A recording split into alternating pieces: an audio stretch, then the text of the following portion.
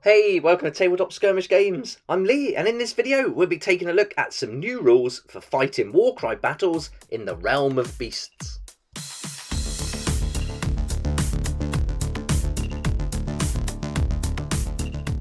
Earlier this week I did a review of the White Dwarf February issue, but in this video we're going to take a look at the article for Warcry, and we rarely get a Warcry article in White Dwarf these days, so I thought it'd be fun to make a video about it, and these are going to give us some new rules that we can combine with the rules in the core book to play some Warcry battles in the realm of beasts. It's great to see Warcry getting some attention in the White Dwarf magazine, and there's 6 pages in the article altogether that allows us to start thinking about how to play some games in the realm of GHUR, and it focuses on the region known as Thondia. The mortal realm of GHUR is a land of predator and prey, bestial hunger and unquenchable savagery, and it's been home to some of the most vicious clashes to date. Now in the region known as Thondia, crusades are launched into the wilderness to create new cities and settlements for the forces of order, and these pioneers will meet fierce resistance from the local flora and fauna when their scouts, skirmishers and more besides clash. They must deal with the innumerable threats presented by the inhospitable lands.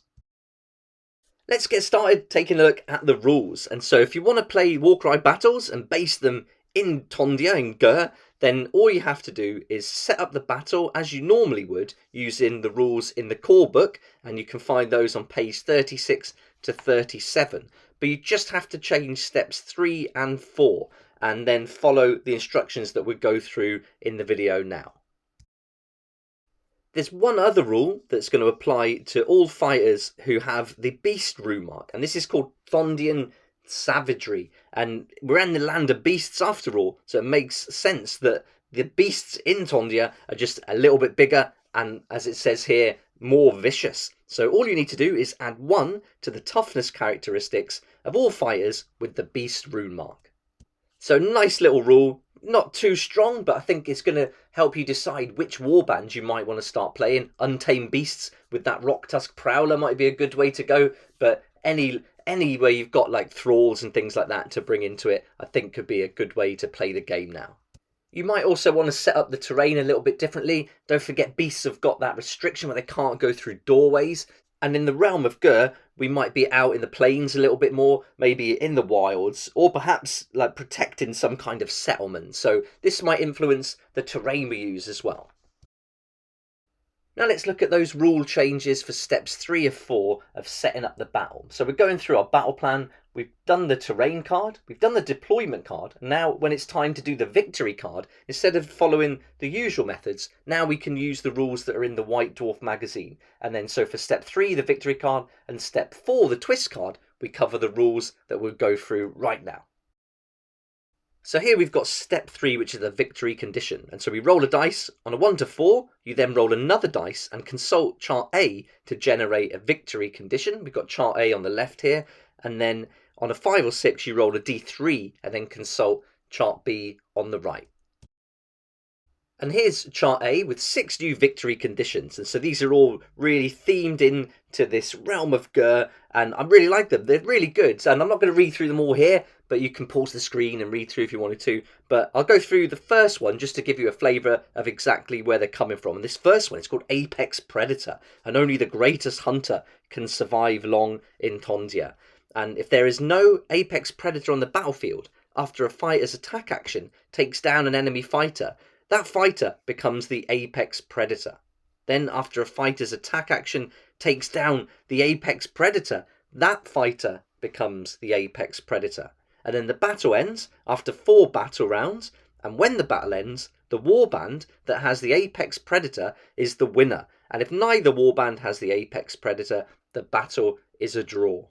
So I think this is a pretty fun victory condition and really going to influence the gameplay. I imagine everyone's just going to be like almost chasing each other round the board in some kind of line noise trying to get to that Apex Predator. And as one takes the roll, as they take out the other one, everyone's just going to pile on them. So that could be quite fun. And so there's 6 of these in chart A, all that give different ways to play that really feed into this narrative.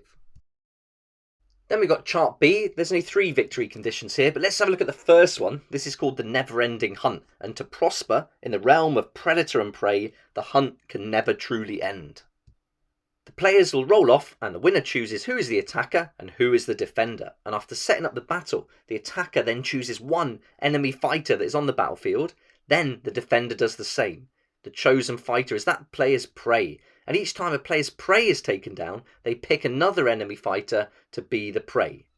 The battle ends after 4 battle rounds, and when it ends, the winner is the player whichever warband has taken down the most prey, and if both warbands have taken down the same number of prey, the battle is a draw. So really interesting this. I think it's going to be fun to come up with different tactics. Maybe you want to make your first prey a weaker model and protect them with your stronger ones, keeping them out of the way a little bit, or you want to go straight in and give your strongest, toughest fighter the prey label and then see how long they can last before you take out more of the enemy's prey. So yeah, it's going to be really fun to work out some different tactics for that one, and I think again feeds into that narrative, and this is really going to suit the untamed beast, which I really like playing at the moment. Now let's have a look at the twists. So in step 4 we're going to roll a dice. Now on a 1 to 3 roll another dice, and we'll consult chart A that you can see on the left. Then on a 4 to 6, roll another dice and consult chart B. And then this is going to generate our twist for our battle in Thondia. So we've got some nice twists here, again all centered around beasts and hunting, which is great. And let's have a look at number 2, because I like this one. This one's called The Hunters Hunted, and the warbands are hunted by a pack of vicious beasts that will lunge forward to pick off stragglers or any who linger too long near twitching bushes. At the end of each battle round, roll a dice for each fighter within 6 inches of a battlefield edge. On a 1 to 2, that fighter is taken down by the beasts. So that's pretty cool. That's really going to encourage you to get into the center of the battlefield and really get in the fight. So if you're combining twist number 2 with some of those victory conditions we looked at earlier, that's really going to keep things nice and tight in the center of the battlefield. So it should be really fun. But there's 6 more or 6 altogether in chart A. And again, I won't read them all, but you can have a look through them now. Some more nice ones in chart B. Constricting Vines is cool, but I like blood in the air. I like the idea of this one. As fighters suffer wounds, the blood that fills the air makes them a tempting target for more feral or vicious fighters. Add 1 to the attacks characteristic of attack actions that have a range characteristic of 3 or less that target an enemy fighter that has any damage points allocated to them.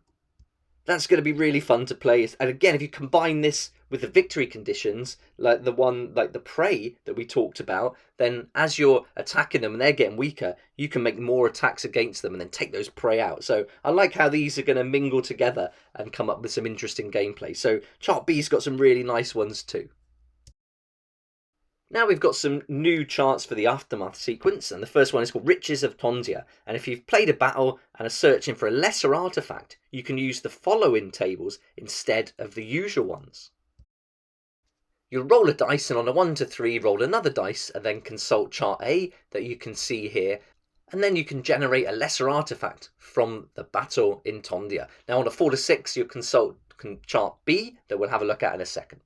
So we've got some nice artifacts here to choose from. Savage Axe is pretty cool. I like the Eye of the Predator, but Totem of the Wild really fits in with this whole narrative. And with a swift prayer and howl of glee, the bearer becomes as savage and animalistic as those they hunt. And so this is perishable, and once per battle, the bearer is activated. The bearer can choose to activate this artifact. And if they do, the bearer will then have the Beast Rune mark until the end of the battle round. Because of the Thondian savagery rule, they can then add +1 to their toughness characteristic. So that's a really cool little rule, plays in nicely with the whole theme. Now if you roll a 4 to 6, you roll another dice and consult chart B. And there's a little typo here, they've labelled this chart A, but this is chart B. So just ignore that bit at the top. So we've got some nice little rules in here. Spear of the Ruin Beast is pretty cool, but let's have a look at number 5, which is Savage Helm. This great horned helm holds within it the ferocity of cornered prey, and it enables the bearer to dodge what would certainly be deathly blows with ease. This is again perishable, and once per battle, after the bearer is picked as the target of an attack action, change 1 critical hit from that attack action to a hit. So nice little rule, and there's some really good ones in there to have a read through too. Now we're on to the final new rule that allows us to generate a different command trait from the ones we usually would. So if you've just played a battle, you can simply choose one from the list in this command trait table. So no rolling dice here, you just select whichever one you like. Got 6 to choose from here. I quite like Gargant Crusher, but I think my favourite might be Territorial Anger, and this fighter snarls ferally at all who would approach their downed prey or claimed lair. This fighter counts as one additional fighter for the purposes of gaining control of objectives. So that's pretty handy. I could certainly imagine using that quite a lot. Not sure how that's going to work with some of the victory conditions in here though, as you combine them. But I think for regular games where objectives are the key, this would be a great command trait to have. That sums up all the new rules that are in the White Dwarf magazine, and combining those with the core book is going to give us some fun rules so we can really get into the spirit of the realm of GHUR now. So really happy with this. Great to see Warcry getting some attention and an article in White Dwarf, and hopefully this is the start of things to come. I'd love to know what you think about these new rules, and can you imagine introducing these to your game? Which is your favourite from them? Let me know in the comments below, it'd be awesome to hear from you. But for now, thanks so much for watching. Please like if you like it, subscribe for more videos like this, and don't forget to hit that notification bell to join me next time on Tabletop Skirmish Games. I'd like to say a huge thank you to my Patreon supporters who make these daily videos possible, and if you're interested in joining the community, it'd be awesome to see you there, and I'll put a link for that in the description down below.